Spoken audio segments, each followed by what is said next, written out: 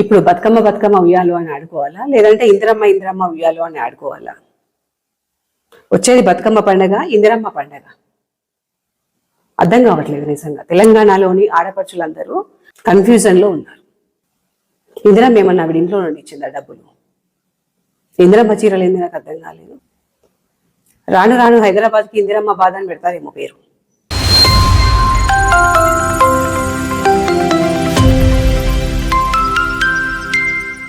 Hello అండి, నమస్తే. నేను లతా సింగిరెడ్డి. ఫ్రెష్గా వినిపిస్తున్నమాట, ఇందిరమ్మ చీరలు రెడీ అట. ఇందిరమ్మ చీరలు ఏంది నాకు అర్థం కాలేదు. అంటే వచ్చేది బతుకమ్మ పండగ కాదా, ఇందిరమ్మ పండగనా?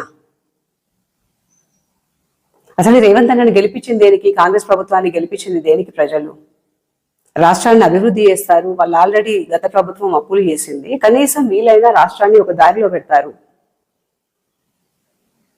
అప్పుల బారి నుండి బయటపడేస్తారు, తెలంగాణ బాగుపడుద్ది అని కదా.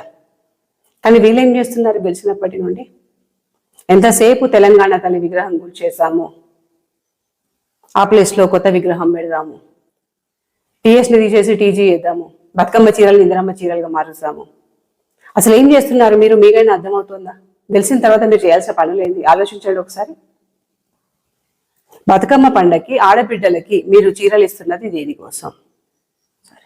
బతుకమ్మ పండగ వచ్చింది అని ఆడపడుచులకి కానుకగా చీరిస్తున్నారు. పండగ పేరు బతుకమ్మ. బతుకమ్మ అంటే ఒక ఎమోషన్.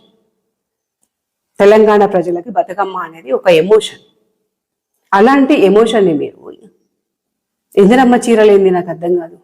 అంటే రాను రాను ఇట్లే ఊరుకుంటే బతుకమ్మని కాస్త ఇందిరమ్మ పండగ చేస్తారా?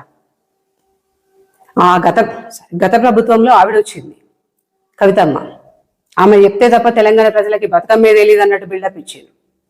పీడ వదిలింది అనుకుంటే మళ్ళీ మీరు దాపురించారా తెలంగాణకి? ఇందిరమ్మ చీరలు ఏంది? ఇందిరమ్మ చీరలు నాకు అర్థం కాదు. ఇందిరమ్మ ఇల్లు అన్నారు, ఆ డబుల్ బెడ్రూమ్ తీసేసి ఇందిరమ్మ ఇల్లు అన్నారు. సరే పోనీలే అనేది జనాలందరూ కామ్గా ఉన్నారు. లాస్ట్కి వస్తే పండగల పేర్లు కూడా మారుస్తారా మీరు? ఎవరు అడిగారు మిమ్మల్ని చీరలు? అడుక్కుంటున్నారా తెలంగాణ ప్రజలు? మీరు ఇందిరమ్మ చీరలని ఇన్ని కోట్లని అన్ని కోట్లని ఏంటది? ఒక్కో చీర 800, 850 రూపాయలట. దేనికోసం ఇస్తున్నారు? నిజంగా మీరు ఇస్తున్న చీరల్ని బతుకమ్మ కానుకగా, సరే పర్వాలేదు, మీరు బతుకమ్మ కానుకగా చీరలు ఇస్తున్నారు, వాటికి ఇందిరమ్మ చీరలని పేరు పెట్టుడే పెద్ద మిస్టేక్. దానికి తోడు అసలు మిమ్మల్ని చీరలు అడిగింది ఎవరు? తెలంగాణ ఆడపడుచులకి చీరలు లేవా కట్టుకోవడానికి? మీరు పండగకి చీరలు ఇస్తే తప్ప కట్టుకోలేరా?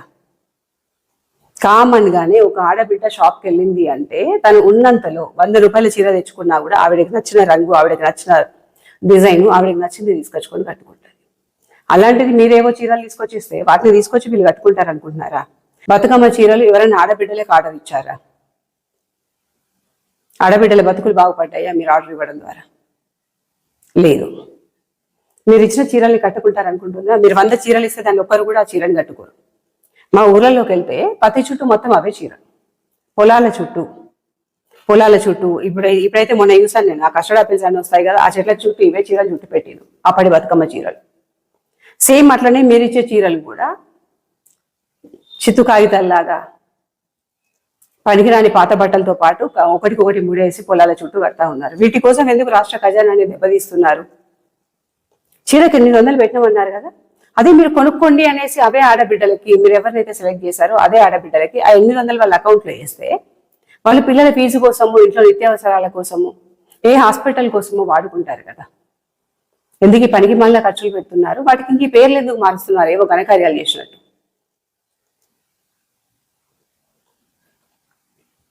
తెలంగాణలో ఆడబిడ్డలు కనీసం బతుకమ్మ పండగకి చీర కొనుక్కునే స్తోమత లేకుండా ఉన్నారనుకుంటున్నారా? మీరు ఇట్లా చీరలు ఇచ్చే బదులు సరే చీరలు ఇవ్వకండి, మీరు 800 కూడా ఆ డబ్బులు కూడా మీరు అకౌంట్లో వేయకండి, పర్వాలేదు. కనీసం మీ ప్రభుత్వం వచ్చిన తర్వాత ఆడబిడ్డలకి వాళ్ళకి ఉపాధి అవకాశాలు కల్పించి వాళ్ళ కాళ్ళ మీద వాళ్ళు నిల్చునేలాగా చేయండి. వాళ్ళ డబ్బులు వాళ్ళే సంపాదించుకుంటారు, వాళ్ళ చీరలు వాళ్ళే కొనుక్కుంటారు కదా.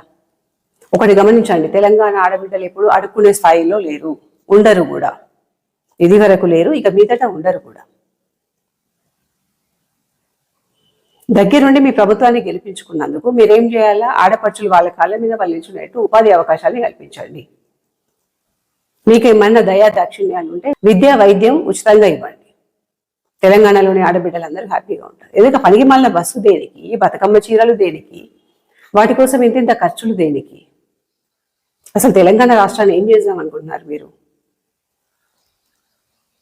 ఇంట్లో పిల్లల ఫీజులు కట్టుకోకుండా, ఇంట్లో కనీసం నిత్యావసరాలు లేకుండా మీరు ఇచ్చే చీరలు కట్టుకొని వాళ్ళు వెళ్ళి బతుకమ్మలు ఆడుకుంటారు అనుకుంటున్నారా? అది ఓన్లీ డ్వాక్రా మహిళలకేనట. అంటే తెలంగాణలో ఓన్లీ డ్వాక్రా మహిళలు మాత్రమే ఉన్నారా? మిగతా ఎవరు ఆడపిల్లలు కాదా? మిగతా వాళ్ళ బతుకమ్మలు ఆడుకోరా?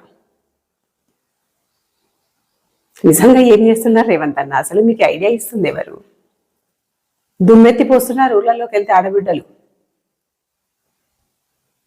సరే, మీరంతా కాస్ట్ పెట్టి లైట్ బ్లూ శారీ అట, డార్క్ బ్లూ బార్డర్ అట, మంచిగా పెద్ద పెద్ద అక్షరాలతో పేపర్లలో వేయించుకుంటున్నారు కదా.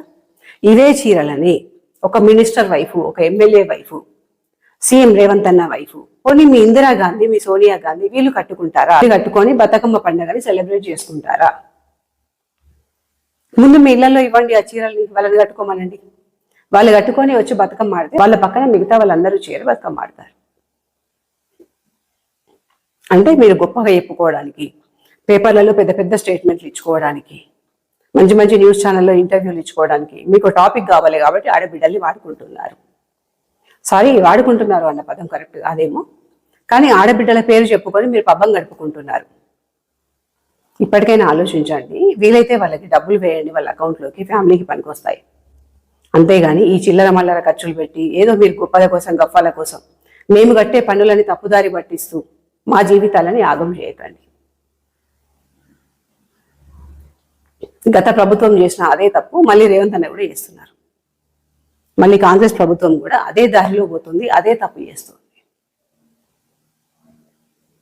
తెలంగాణలో ఇమ్మీడియట్ గా తీసేయాల్సిన ఫ్రీ బస్సు ఈ ఇందిరమ్మ చీరలు. నాకైతే ఇప్పటికీ ఇందిరమ్మ చీరలు ఏందో అర్థమవుతలేదు. రేపు రాను రాను ఇట్లా ఇయర్ ఇందిరమ్మ చీరలు అన్నారు, నెక్స్ట్ ఇయర్ బతుకమ్మ పండుగ వచ్చేటప్పటికి బతుకమ్మ తీసేసి ఇందిరమ్మ పండుగ అంటారేమో. బతుకమ్మ బతుకమ్మ ఉయ్యాలు అని పాడే పాటని కాస్త ఇందిరమ్మ ఇందిరమ్మ ఉయ్యాలు అని పాడమంటారేమో. నిజంగా అట్లే ఉంది. రజాకార్ల పాలన కంటే దరిద్రంగా ఉంది, ఇంకా అంతకంటే ఎక్కువే ఉంది తప్ప తక్కువై తెలియదు. మేము కట్టే పన్నులను మాకు సక్రమంగా ఉపయోగించండి. లేదు ఉపయోగించడం మీకు చేత కాలేదు అంటే కనీసం రాష్ట్రాన్ని అభివృద్ధి చేయడానికైనా వాడండి. మీకు చేత కాలేదు అంటే వదిలేయండి. అంతేగాని ఇట్లా పనికిరాని వాటి కోసం దుబారా ఖర్చులు పెట్టి రాష్ట్రాన్ని అప్పులపాలు చేయకండి. మీరు ఇందిరమ్మ చీరలని, ఇందిరమ్మ ఇల్లు అని ఇంకా మీరు ఇట్లే పేర్లు మార్చుకుంటూ ఉంటే తెలంగాణలోని ఆడబిడ్డలందరూ చాటలు చీపుర్లు పట్టుకొని ఇంటి మీద దాడి చేసే రోజులు తొందరలోనే ఉన్నాయనిపిస్తుంది. ఇప్పటికైనా ఆలోచించండి. ఈ పేర్ల మార్పిడి వదిలేసి అభివృద్ధి పైన దృష్టి పెట్టండి. Thank you.